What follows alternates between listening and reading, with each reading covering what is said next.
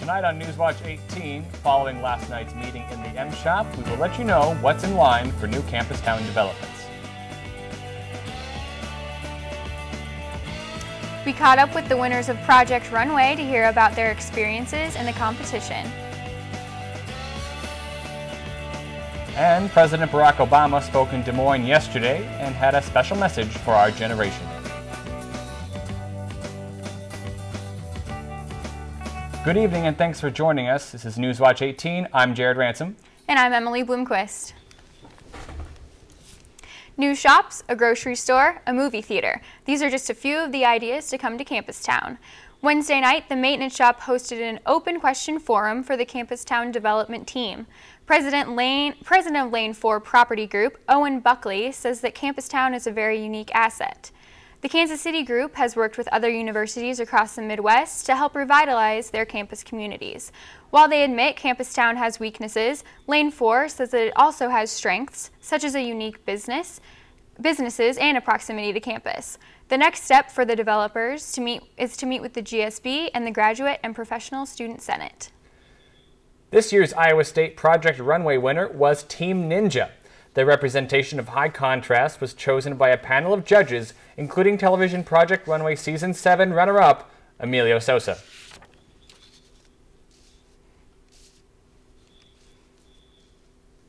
Well, they sent us a topic the night before. I think we got it at 7 p.m. and then we were supposed to sketch and kind of brainstorm that night. But we didn't do so much of that. We didn't actually meet as a team. So then the next morning you meet, and at 9 o'clock you get to grab scrap fabric, and that is supposed to comprise of 50% of the garment, and then go at it. So we got our scrap fabric, went to his house, sketched for a while, went to Joann's, spent our $30. Fans can see the team's winning design, which will appear in a spread in the upcoming fall issue of Iowa State's Trend magazine. President Barack Obama was in Des Moines Wednesday, where he talked to residents in a Beaverdale backyard about economic recovery. He had a question and answer session with a crowd of 80 people about jobs, the poverty level, and the rough road to recovery ahead of Americans. Obama also spoke to young adults and explained why he believes they feel frustrated by the government and the economy. Job loss, how it's affected people's incomes. So that's going to have an effect on an entire generation. It means that they're worried about the future in a way that most of us weren't worried when we got out of college. President Obama also had a lot of praise for young adults in America, saying our generation is smarter, more sophisticated, and more passionate than any generation before us. This week, the American Red Cross, the regional Mississippi and Iowa blood centers were camped out taking blood donations in the MU this week. And I'm a phlebotomist here at the Blood Center for LifeServe of Iowa. And what we do is we draw blood. Some can take 10 to 12 minutes to donate. Other procedures can take up to 35 to 40 minutes to donate. Once we collect all those units, we send those units back to downtown in Des Moines, where they're processed. We separate them into platelets, plasma, red blood cells, all that fun stuff, and send it wherever it needs to go. With over 500 units of blood drawn from the Blood Center of Iowa alone during the 4 days of donations, and with 3 lives saved per donor, all 3 organizations have exceeded their goals for blood. The blood drive represents more than extra credit or Greek points, but a representation of helping humanity in need. Hundreds of students flocked each day to give life in the Great Hall and afterwards walked out with something to drink and as many cookies as they could eat.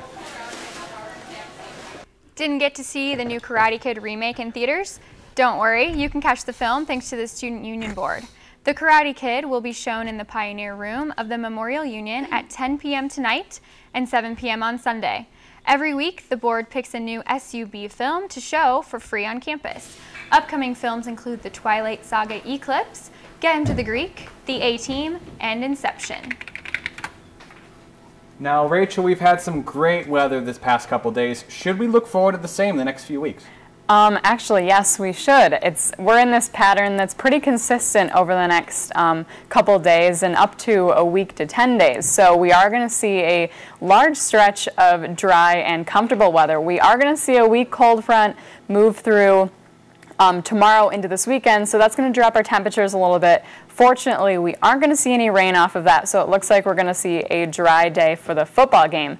And we'll look at the day planner right now. By midnight, we'll sit at 52 degrees. By 9 a.m., we'll be at 56 with bright sunny skies, and by 3 p.m., we're hovering around the 70-degree mark. So it looks like another day, a really nice day, is ahead of us, and we'll get the full weather after the break here. Well, we saw a really nice day here in Ames. Again, 72 degrees right now, dew point down at 42. That's why it's feeling so comfortable out there. We're under bright sunny skies for this evening.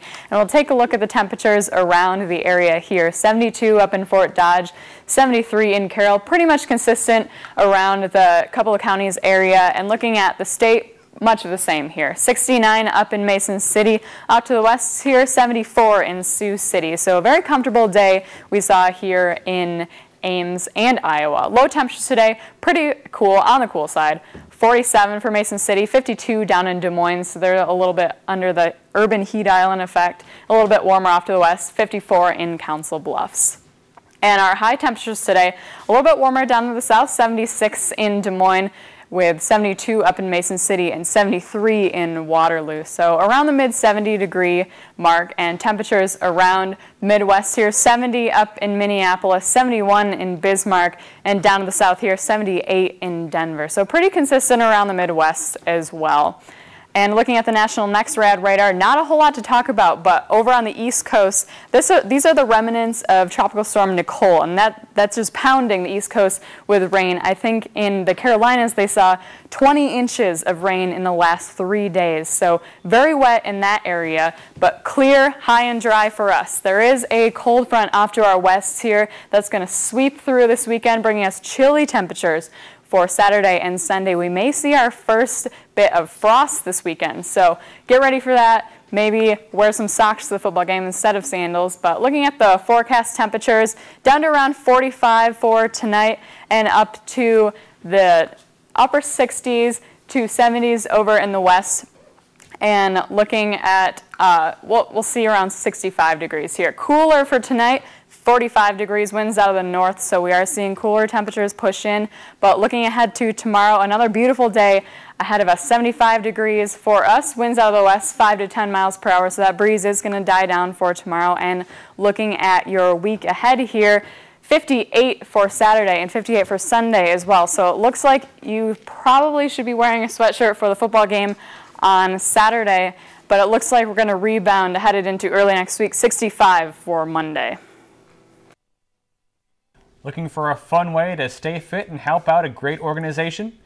This Saturday, Iowa State students and their families can run or walk for the American Heart Association. Running with Heart is a 5K, 10K run walk that starts at 8:30 a.m. on Saturday. Registration is open now at www.rwh.stuorg.iastate.edu/register. Registration costs are $15 before October 2nd and $18 on the day of the race. Registration includes an entrance to the race, a t-shirt, food, and entry into a raffle. All ages are welcome. And coming up after the break, Erin shows us what's up with ISU sports. Stay tuned. You're watching Newswatch 18. The number 9 Iowa State women's volleyball team lost a 5-set heartbreaker to number 13 Texas last night. The Cyclones and Longhorns traded sets back and forth before Texas finally prevailed in the 5th set. Iowa State's Debbie Static recorded her 200th block last night, and that moved her to 26th all-time in Iowa State volleyball history. Iowa State still has never beaten Texas on the road, and the Cyclones will try and get back on the winning track next Wednesday when they return home to host Texas Tech at Ames High School. The Iowa State football team looks to make it 2 in a row this Saturday with Texas Tech visiting Jack Trice. The Cyclones look to carry momentum from a shutout of Northern Iowa last Saturday. Tommy Tuberville is in his first year as head coach of the Red Raiders, and Tuberville was previously at Auburn, where he was replaced by some Gene guy. Iowa State and Texas Tech are both looking for the first conference win of the season. Kickoff is scheduled for 6 o'clock Saturday evening inside Jack Trice, and the game will be televised live on Fox College Sports. In other football news, Iowa State finalized the 2011 football schedule with the departure of Nebraska to the Big Ten and Colorado to the Pac-10. Iowa State will play 9 conference games, including conference home games against Texas, Texas A&M, Kansas, and Oklahoma State. The Cyclones will also play host to Northern Iowa and Iowa, as well as go on the road to Connecticut in non-conference action. Iowa State will not open on a Thursday next year like they have in previous years. The first game is scheduled for Saturday, September 3rd versus UNI. Finally, in NFL news, Washington quarterback Donovan McNabb returns to Philadelphia this Sunday. McNabb, who started at quarterback for 11 years with the Eagles, will return for the first time as an enemy. McNabb was traded to the Washington Redskins last season, and now Michael Vick has taken over the quarterback duties for the Eagles. Philadelphia enters the contest at 2-1, while Washington is sitting at 1-2. The game will be televised regionally on Fox. Okay, so if you had to give us a score for this weekend's game, just kind of a off the top of your head ballpark guess, what's going to be? What should I look forward to? Well, Texas Tech coming in, they got an awesome passing attack. Tommy Tuberville, he really got them passing the ball well. They don't quite have the same offense they have in the past, but Iowa State's going to have to play really well, and I think they can. And I like Iowa State by 7. Iowa State by a touchdown. All right, we heard it here. And cold temperatures for the game this weekend? Yeah, it looks like we are going to see a cool down this weekend. And by the time game time starts, I would be ready to wear a jacket, not a sweatshirt, like I said before. It looks like we're going to see lows in the low 30s. So I would get ready for some chilly temperatures for the football game. And if you're headed out afterwards, I would definitely bring a jacket for that. See, I'm also a member of the marching band, so I understand. If it gets too hot, it's just going to be really sweaty, but I know 57, 60 degrees, that's going to be perfect weather for a great football game. And I'm going to go with you on this one. I'm going to hope the Cyclones pull this out. Iowa State win. Iowa State. Let's push them to victory this weekend. Well, anyway, thank you, Erin, for the sports update. Thank you guys for joining us. We'll be back Sunday night at 7 p.m. We'll see you there. Have a good night.